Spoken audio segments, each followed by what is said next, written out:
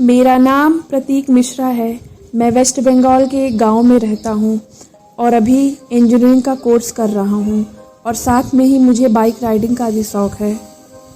मैं अक्सर छुट्टियों के दिन या फिर वीकेंड पे अपने बाइक को लेके एक लॉन्ग राइडिंग पे चला जाता हूं।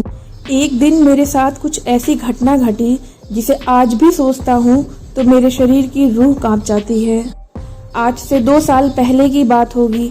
मैं अपनी बाइक लेकर कोलकाता लॉन्ग राइड पे गया था। रास्ता 3 दिन का था, इसीलिए मुझे पहले से होटल बुक करना पड़ा। रास्ते में सफ़र करने के दौरान मुझे तेज़ भूख लगी, इसीलिए मैंने बाइक को एक साइड में पार्क किया और पास में ही एक नाश्ते की दुकान पे गया और वहाँ पे 2 वड़ा पाव खाया। उसके बाद मैंने अपनी ट्रैवलिंग फिर से स्टार्ट की।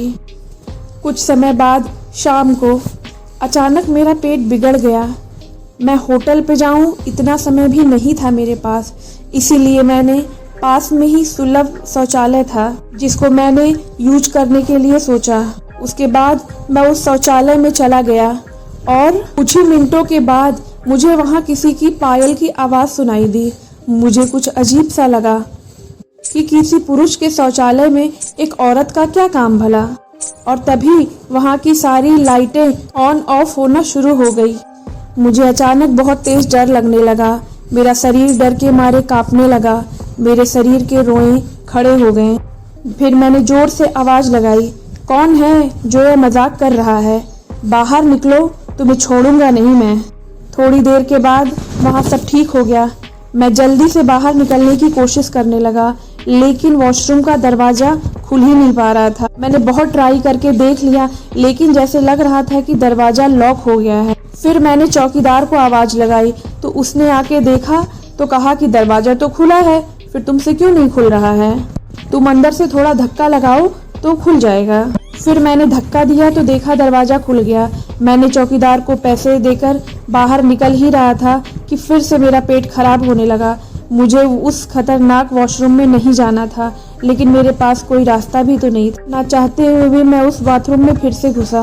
मैं पहले से ही काफ़ी डरा हुआ था। इस बार लगभग 2-3 मिनट के बाद फिर से वही लाइट ऑन ऑफ होना शुरू हो गया और साथ में ही किसी स्त्री के हंसने की आवाज़ भी आ रही थी। मैं बहुत डर गया था। डर के मारे मेरा दिमाग काम करना बंद कर दिया था। मैं जल्दी से वॉशरूम यूज़ करके बाहर निकलने की कोशिश कर रहा था, लेकिन मैं वहाँ से उठ ही नहीं पा रहा था। मुझे ऐसा लग रहा था जैसे कोई मेरे ऊपर बैठ गया हो। फिर मैं बहुत कोशिश करके पूरी ताकत के साथ खड़ा होता हूँ और दरवाज़ा खोल के बाहर निकलता हूँ।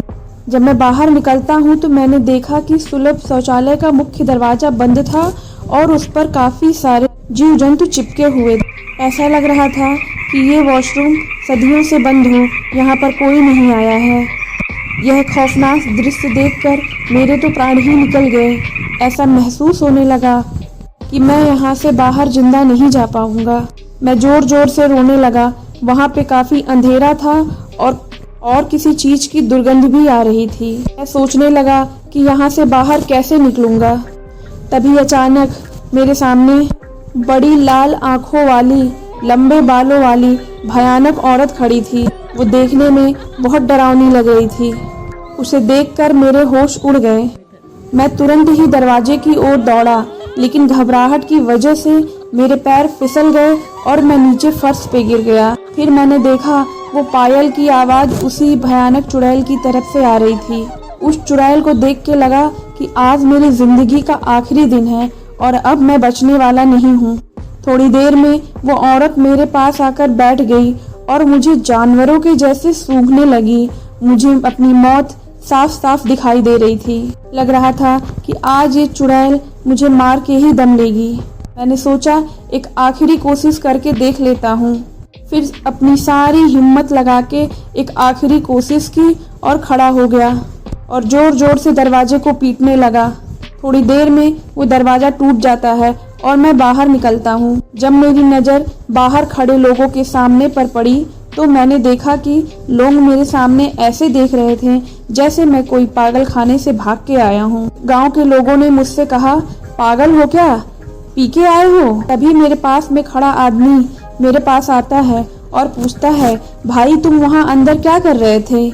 मैंने कहा, भाई मैं कोई अंदर घूमने नहीं गया था, बल्कि टॉयलेट यूज करने गया था। मेरी बात सुनकर उस भाई ने मुझसे कहा, तुम जरा पीछे मुड़कर तो देखो। मैंने जब उस आदमी की बात सुनकर पीछे मुड़कर देखा तो मेरे होश ही उड़ गए। वहाँ कोई भी टॉयलेट नहीं था, बल्कि एक टूटा फूटा पुराना खंडहर मकान था। उस खंडहर मकान को देखकर मैं सोचने लगा, जरूर कोई मैंने पुण्य कर्म किए होंगे जिसकी वजह से आज मैं उस खंडहर मकान से बाहर निकल। तो अगर आपको भी मेरी कहानी पसंद आई हो तो लाइक एंड सब्सक्राइब जरूर करना।